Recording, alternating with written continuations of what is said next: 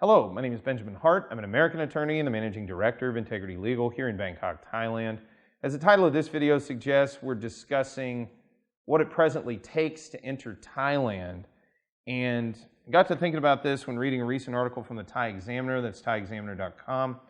And a lot of good information comes out of Thai Examiner. They write really in-depth articles. I'm just going to quote a little excerpt here.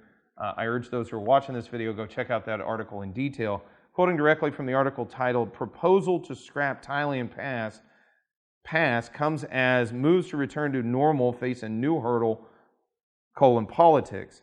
Quoting directly, "Currently, the Thailand Pass application for foreign tourists gives instant approval to enter the kingdom, but applicants must first of all submit passport and vaccination details, as well as insurance information to cover $10,000 into the system if they are vaccinated, while non-vaccinated travelers must submit an RT-PCR negative test within 72 hours of departure to get approval and the issuance of a QR entry code." Yeah, pretty much sums it up. Unvaccinated, you're dealing with an RT-PCR test. Vaccinated, you need insurance. Both folks need insurance. Still dealing with Thailand Pass, sitting here kind of getting into the middle part of June, but it looks like still dealing with that at least for the relatively foreseeable future.